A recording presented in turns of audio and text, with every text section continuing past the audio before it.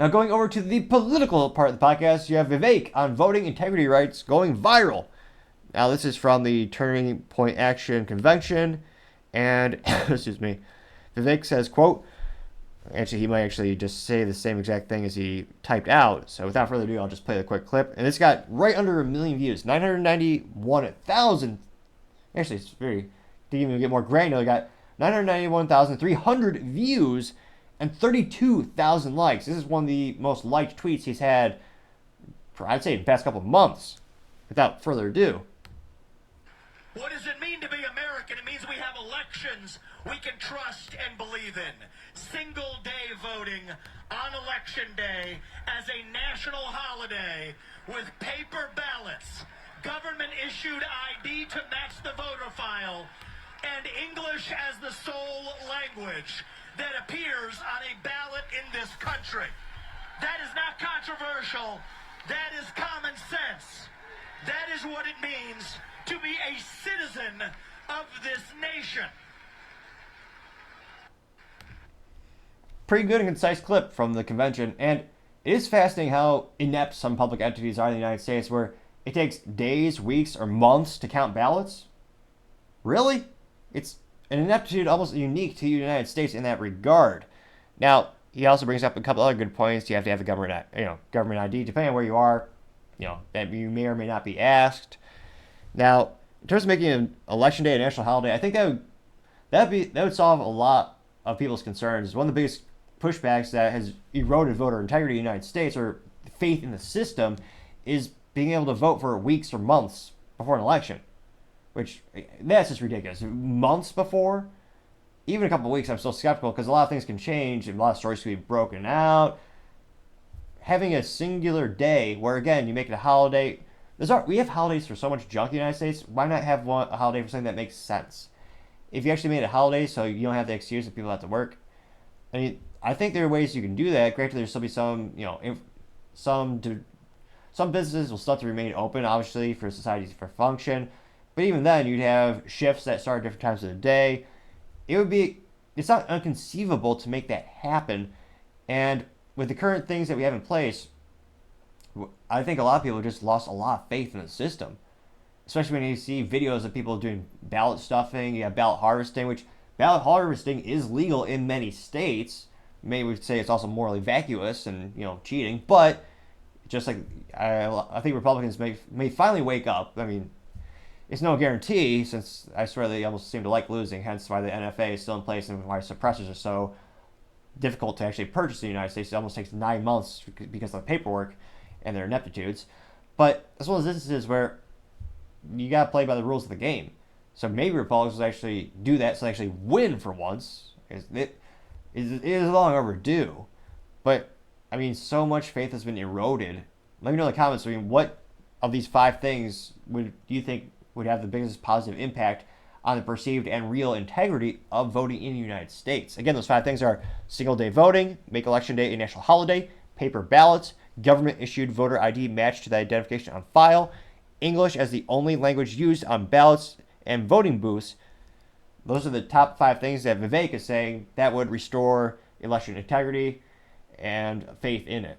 So, again, it'll be interesting to see which ones of those are most popular. And this got a lot of likes. 32,000 people like this, and 991,300,000 people viewed this specific clip. And this comes, again, from his personal Twitter profile, or again, as more and more people are starting to call it, on his X profile. Now, diving into the comments, we go down. One of the top ones comes from Paul Seispol. It says, quote, "No drop boxes or mail-in voting. You need to say that explicitly. The rest of your list sounds good to me," unquote. That got 1,000 likes. Someone by the name of Greg Marchland, MD, says, quote, "What you are suggesting would end the Democratic Party in literally one day. The Green Party literally have a bigger presence in the U.S. government," unquote. 454 likes despite grammar ineptitudes. Now, going down, you have someone by the name of Croxed Out says, quote, "Been saying this for years. The reason it's not done is that successful cheating cannot take place if those rules are put in place. That's why it's not being done," unquote. And that got 201 likes. America Memed says, quote, I agree with all of the above. Only thing the left will not agree with this, as it removes so many illegal votes from their hands. They will call it racist, fascist, and even transphobic. It's what they do, unquote. That got 171 likes. As I continue to scroll down here, Rudolph Trofa says, quote, solves all of our election problems. Mail voting should only be allowed by Americans overseas and those who truly bedridden with severe illnesses that prevents one from going to the polls, and no fear of COVID doesn't account, unquote. I got 162 likes. Suhar Majesty says, quote, this is the way, and it's simply a sticker saying, I won't say the actual F word, but it says F Joe Biden as American flag. I got 265 likes, and is one of the most popular responses thus far. Right Angle News Network, which A+ for marketing, their logo is actually of a right angle from mathematics class, or I guess that's more geometry, but nevertheless, it is actually a picture of a right angle with their logo. So that's pretty good. I appreciate that. So the Right Angle News Network says, quote, we also need to lock down our southern borders so Democrats can't use those illegals coming through it as voters in the 2024 election. That should be our number one worry. Follow us if you agree, unquote. I got 351 likes. And Quiche says, quote, I understand your perspective, but I believe that ensuring equal access to voting should be prioritized over implementing restrictions such as language requirements and restrictive ID laws, unquote. I got 43 likes, which, again, there's nothing restrictive about an ID. That's one of the dumbest, most mentally vacuous arguments I've ever heard, is implying that certain groups of people are not capable of getting an ID. Guess what? My family's from Cuba. We got IDs. Just like everything else in life, if you need to purchase alcohol, pharmaceuticals, ammo, like guns, just to rent a library book, you need an ID. And again, granted, it is a pain because the government runs the ID process, so it's usually inept. Anyone can go there and get an ID. It's one of the most ridiculous arguments I've heard in my lifetime, and they keep driving it home, implying some people don't have the capacity to do that, which I find insulting and ridiculous, to say the least. Now, let's see here. Brian Dunn says, quote, we've had mail-in voting for Arizona for 20 plus years. 80% of Arizona voters avail themselves of this convenience. No chance it'll get repealed here. Elections are managed by the states, not the federal government, unquote. I got 34 likes.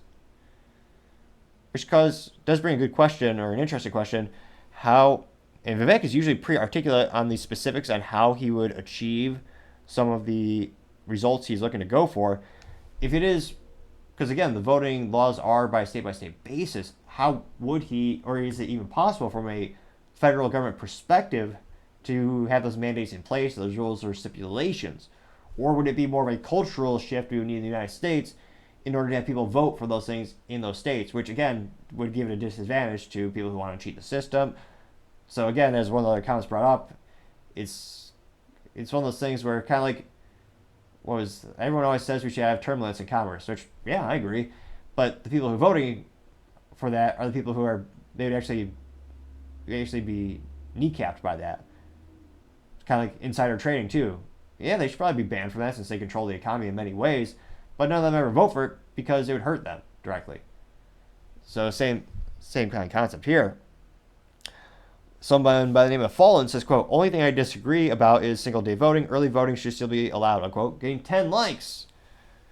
Which again, is crazy to think that some of these places you can vote weeks or months ahead of an election. Especially when we live in an information age when you have a breaking story in the final hour that changes the whole election. Well, or you have that and then the tech community suppresses it, which happened in 2020, but nevertheless, I partially digress.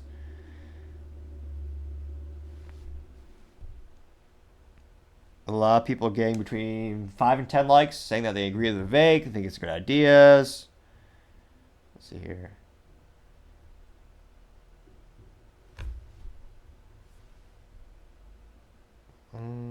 Ray says, quote, until then, do everything Democrats are doing to win, unquote, getting 7 likes. Mr. Billy says, quote, very true, Vivek is on fire. I've said it months ago, and till now he has delivered. He's a very smart man, unquote, getting 11 likes. Henry Reynolds said, quote, I would add requiring a thumbprint in order to vote, unquote, getting 7 likes as well. Which, yeah, I was going to say. Let's see. Adam Santos says, quote, waiting for you so long, unquote, getting 6 likes. Joshua Robinson says, quote, yes, this is a very important issue for trust, unquote, getting 5 likes. So it looks like, again, there are a couple contrarian statements, a couple people going against Vivek's original post, but looks like overall overwhelming support for Vivek. Again, we'll see how this helps him in the polls as he continues to. He's gone down past couple weeks. Let me pull up the 535, the poll aggregator, which comes from projects.538.com. And they have one for the Republican primary as well as a bunch of other polls. And again, those poll aggregators, Trump continues to go up. Trump's at 62.7%. DeSantis is down. He's down to 12%. Shooting himself in the high-heeled boots indeed. Again, I'm not a speaking therapist or a doctor. However, if you click the subscribe button, it may assist with my stuttering and help with my enunciation and slowing down my speech. It may assist with my speaking ineptitudes. Again, it's not guaranteed. There are very few guarantees in life. However, if you click the subscribe button, it may very well might be the cure. I'm just saying, can't hurt to try. All I'm saying. Now again, DeSantis is down to 12%. He started in the high 30s earlier this year and just keeps going lower and lower and lower, which highlights the importance of having a good campaign staff or having anyone with a modicum of intelligence in your marketing department. Nikki Haley is slowly increased, although past week she's actually down a percentage point, currently at 10.9% in the poll aggregator. Vivek went up a little bit. He's back up to 4.1%. A couple days ago, he was around 3.8% in the poll aggregators. Chris Christie broke 3%. I didn't see that coming. Chris Christie's at 3.1%. Now, maybe he got some of the votes from Asa Hutchinson. Asa Hutchinson is now down to 0.6%.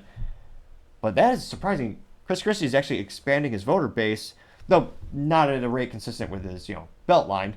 Nothing can keep up with that. Some might say that no one can keep up with that expansion, but I would never say that type of a joke, of course. But nevertheless, it'll be interesting to see. Again, Vivek is doing a lot of PR. He's doing a lot of great social media stuff. You're seeing the traction. Most of the responses in the comments are positive. But again, we're not seeing it translate to the polls yet. So it'll be interesting to see, what does it take from Vivek. If it rhymes, it always sounds cooler. A little ADHD there. But what is it going to take for him to actually go up in the polls? Again, these polls, their sample sizes are between about 500 and 3,000 registered voters. So again, they're not the largest sample sizes, but this is the current data that we currently have. And this is a poll aggregator, so it's an average of all these polls that we're getting. So it'll be interesting to see, what does it take for him to go up in these polls?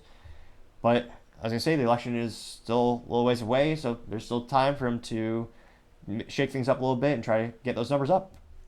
Thank you again, everyone, for taking the time to tune in today. Again, we're trying to get to 4,000 subscribers by the end of December, so if you can click that button, I'd greatly appreciate it. Also, leaving a comment is a great way to give me some additional feedback and let me know how I can improve the show. Letting me know I need to enunciate my words more, slow down my speech pace. Those things I am actively working on. I appreciate you pointing them out, so I know it's a continuing thing I need to improve on. Also, and lastly, don't forget to take time to tell your family, tell your friends, tell your coworkers, heck, tell your enemies, tell anyone and everyone. Just stay safe and fight the good fight.